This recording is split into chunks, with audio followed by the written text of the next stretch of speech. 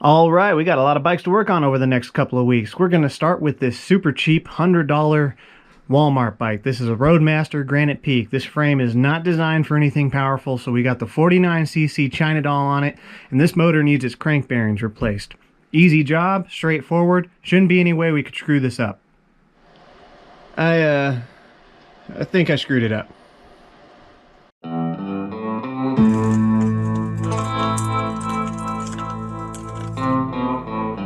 It's been raining all night, and it's cold outside. Adapted MZ65, and he'll be selling these, from what I'm told.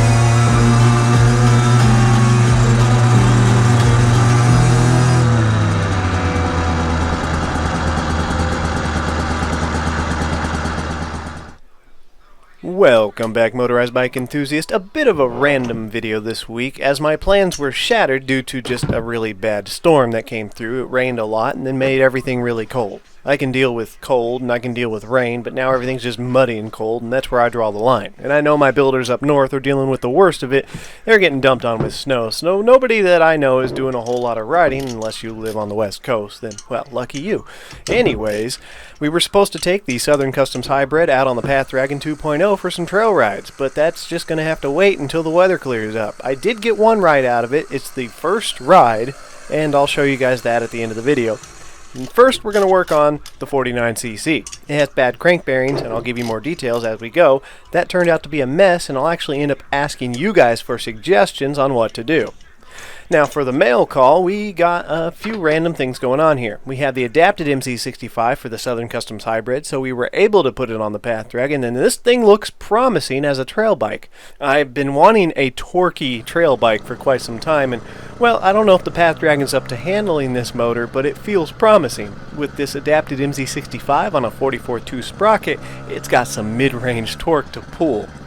Now, of course, there's the elephant in the room. In the beginning of the video, you saw we put the Phantom 85 on a Granite Peak. I don't condone this. That motor will probably instantly destroy this frame, but we're going to see what we can get out of it, as that motor needs more testing, and I just don't have another bike to put it on at the moment.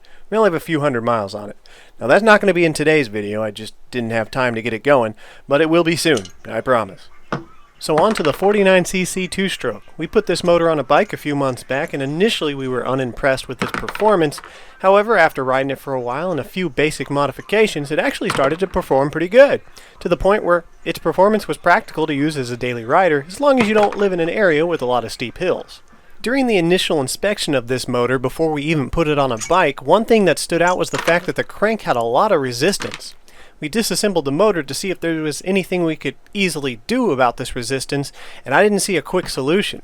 To me, it seemed like there wasn't enough space inside the case for the crank, and they even used 2 case gaskets to help alleviate this issue, but it just wasn't enough. And essentially, the bearings are pressed up against the crank and the case to the point where they started to bind. I thought, maybe I'll be optimistic, run it for a little bit, and see if they'll just wear themselves in. Well, me being a dummy, that's not really how bearings work. They're pretty tight tolerance, even on the cheap ones. So if they don't run smooth during assembly, they're not going to get any better. In a few moments, you'll see just how bad it was, but I was fortunate enough that it didn't cause any damage to the cylinder or piston. I was worried the fine bits of metal from the bearings wearing out might get into the lining and start to chew it away. This just wasn't the case. So If we can alleviate this one issue, I think we'll have a good running motor. During breakdown, I noticed that there wasn't as much resistance on the crank as there was before. However, it felt chunky and it didn't sound right. In all my years of riding motorized bikes, this is only the second time I've had to replace a pair of bad crank bearings. The first time was on my original Firestorm Zeda 80 after years of abuse. I'm pretty hard on these bikes, especially the trail bikes. But this is a brand new motor which has only seen street use. When I actually replaced the bearings inside the Zeda 80, I didn't know that that was the issue at the time. It was making a funny sound, it was kind of a hum, and I just decided to tear that motor down and rebuild it.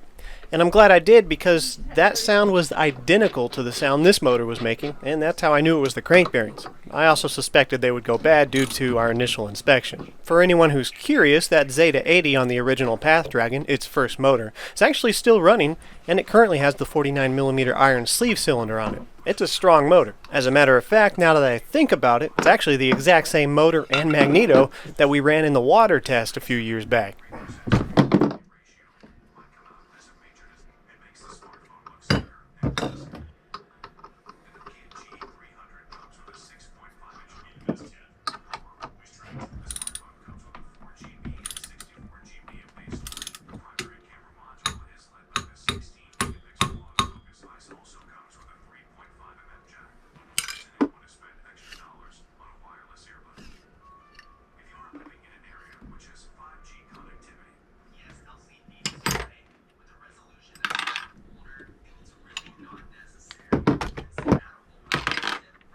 It's bound to happen with pretty much any motor you disassemble, unless you just get lucky, especially used motors. Here's where we start to run into annoying little issues. I couldn't get my gear puller to thread into the clutch basket. This has happened plenty of times before, sometimes switching out gear pullers will help, but I decided just to go to the other side and try to knock out the clutch shaft instead, as we didn't really need to do any work to the clutch itself, so I didn't feel the need. Unfortunately, when I moved to the other side, I couldn't get the shaft to come out. No, I'm not hammering directly on the shaft, I'm actually hammering on the gear puller as a cushion, but it didn't matter anyways. So I went back to the other side and decided to go for broke. I grabbed a fresh gear puller with some better looking threads and tried to work them in. It got in just enough so I was able to pull the basket off without stripping anything out, as far as I can tell.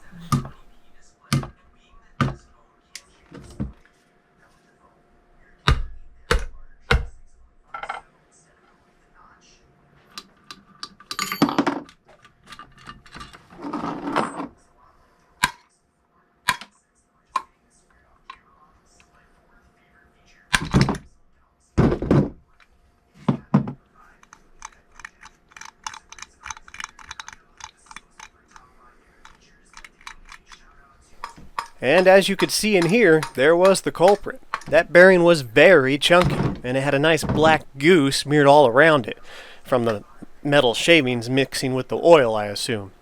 The other side actually felt pretty good, but I heard some grittiness inside the bearing, which I assume is either from it beginning to go out, or just metal shavings from the other bearing working their way to it. Either way, I'm just going to replace both of these, because they were subject to some pretty harsh abuse being pressed in that hard. But here's where I ran into the biggest issue trying to disassemble this motor, and where a Discord member inadvertently helped me out. I couldn't get my gear puller on this bearing, and no orientation on the puller, whether I used all three or just two of the paddles, would do anything. I could get one underneath it, but I could never get the other one under. I tried wedging it out with all sorts of different things, and just was not budging off of the shaft, and it was really annoying. At first I assumed it was just from heat causing it to maybe seize to the shaft itself. But lo and behold, when I tapped on it to help break it free, I noticed that it easily moved down the shaft. And under closer inspection, I noticed a nice big lip on the shaft itself. I'm not sure what could have caused this or if it was there from the factory, but I do remember I was not able to get this bearing off during initial inspection. So I believe this was there from the factory, before the motor even ran.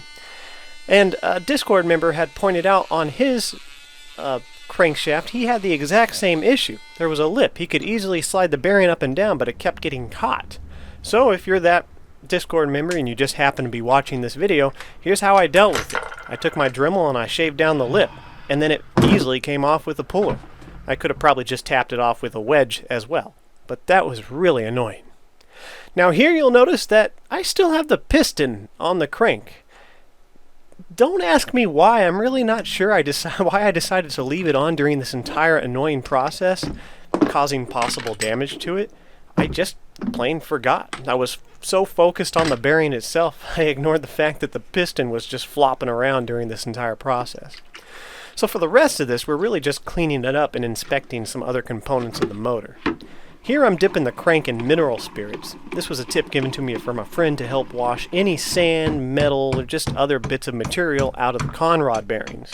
I tried to protect them best I could during the dremeling process on the iron lip, but you can always still get stuff inside them. I'm inspecting some spare bearings I had to see if they're useful, and rinsing them out best I can. This is not a performance motor, nor do I really care too much about what happens to it. It just needs some decent parts inside of it. And given the fact that it's not really going to be going very fast, I think we can make some spare parts work. Unfortunately, the first pair of spare bearings I inspected after cleaning just had too much grit left in them, so we tossed them. I went and found the spare bearings from my original Phantom 85 with the exact same dimensions, and after a quick clean, run through the mineral spirits, and re-oil, they actually feel perfect. So we're going to throw them on this. I decided to also go ahead and inspect the clutch bearings. One of them was a little chunky from a damaged shield, and the other one felt good, but I could hear grit inside of it. This is why I don't like using shield bearings for the clutch assembly. I like to use sealed bearings with a little rubber seal. They keep debris out of the clutch bearings a lot better than the shield ones, simply because they're fully sealed on the outside and all the sand and grit that gets kicked up from the chain doesn't work their way into them. So we're going to replace these as well. After sanding out the oversprayed paint from the socket where the crank bearings go to help them seat a little bit better, I also sanded down on the crankshaft itself to help them slide on a bit easier. And thanks to a tip from DLH Performance, I did the same thing to the clutch shaft just to make reinstallation and removal in the future a lot easier.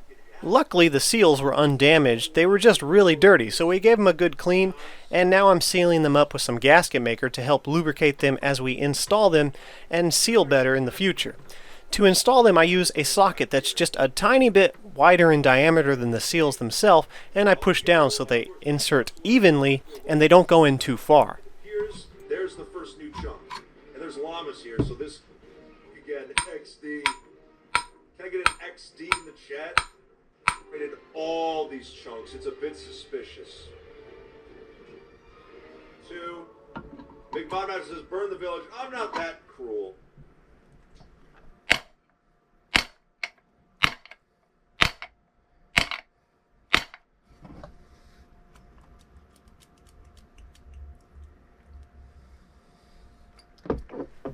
And this was the gotcha moment. After reinstalling a couple of the bolts to see if it seated, I still had a lot of resistance on the crank, meaning that the bearings are once again binding up between the crank and the case. They're just not going in deep enough, and I'm pretty confident that everything is fully seated. So this is where I'm going to ask you guys for suggestions. Now I have 2 ideas. One of them is the quick and easy method. I could just add a few more case gaskets. It already has 2 and it will need at least 1 more, but I suspect it might need 2 more, giving it a total of 4. The problem with this is I have to make sure that 4 case gaskets are sealing 100% or we're just going to have an air leak. That's a lot of potential for failure.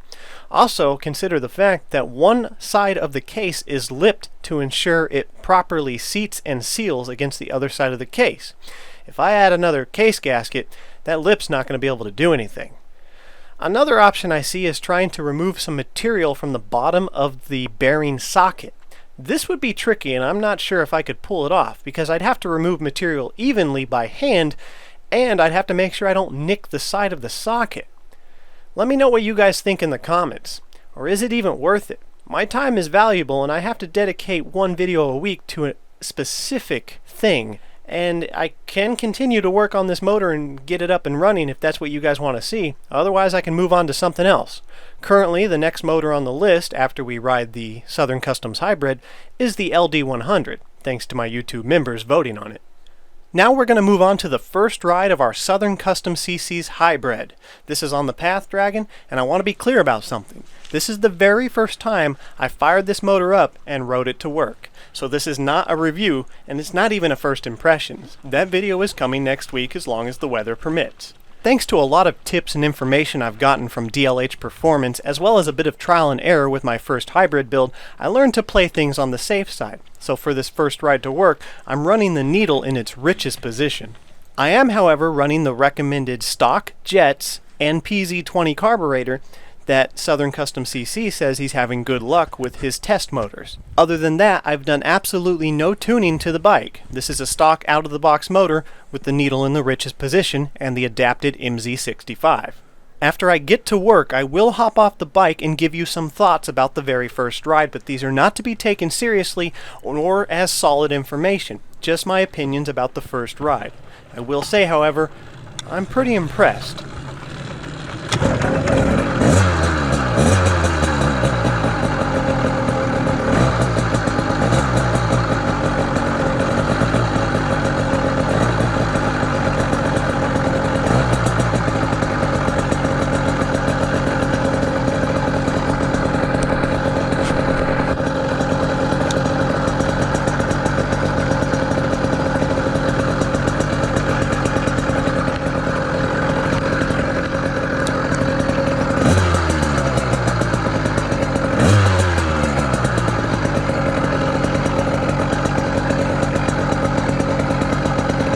Now that is an idle.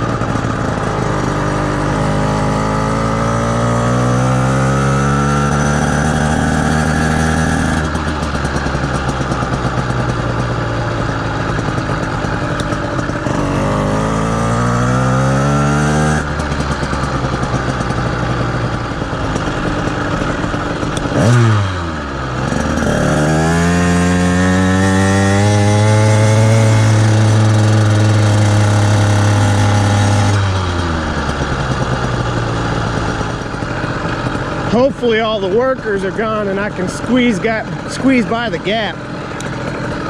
They've had this bridge closed for over a month and they've barely done anything to it.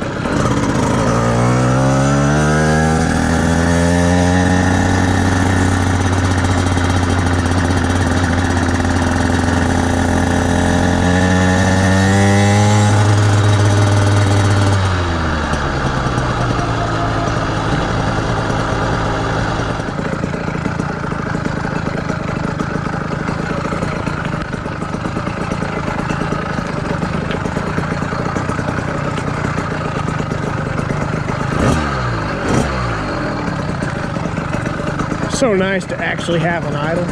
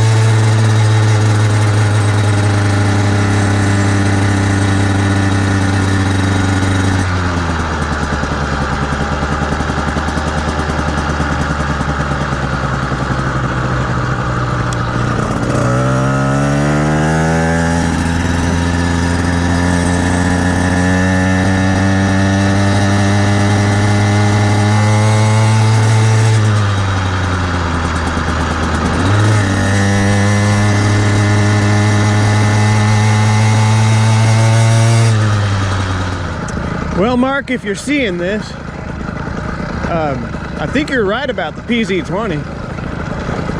I'm no tuning expert, y'all know that. And I could be wrong. I mean, it sounds and feels good. Now, the mid-range is a little choppy because to be on the safe side, I put the clip on the needle all the way at the richest position. So it's all the way down. Needle's all the way up. So she's a little choppy in the mid-range. That's just gonna be because of the clip. I'm gonna drop that back down. I was just doing that to be on the safe side because I wasn't sure about this, but I believe these are all the stock jets in the PZ20. And it feels great. Got a little more vibration than the crank I balanced. Now that could be because it's running rich. So I won't say for sure how the balance is until after I know the tune's right.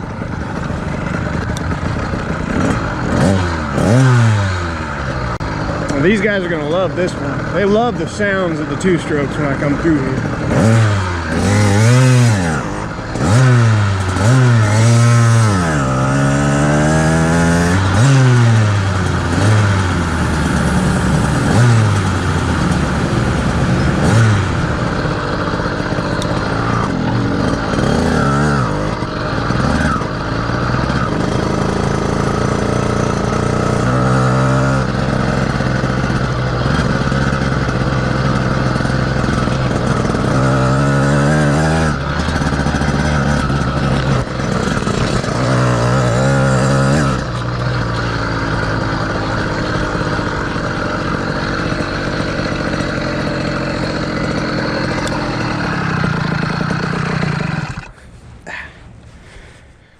Here's what I noticed after our very first ride, and I would like to reiterate this is not even my first impressions, as you know that the bike's dynamics can change after a few rides. Now, a rich running motor can fool you into thinking there's excessive vibration, but I don't think that's the case in our situation. I feel some vibration in the motor, and if you have a keen ear, you can actually hear it. When I rev up the bike and let the motor wind down, you hear a very distinctive hum.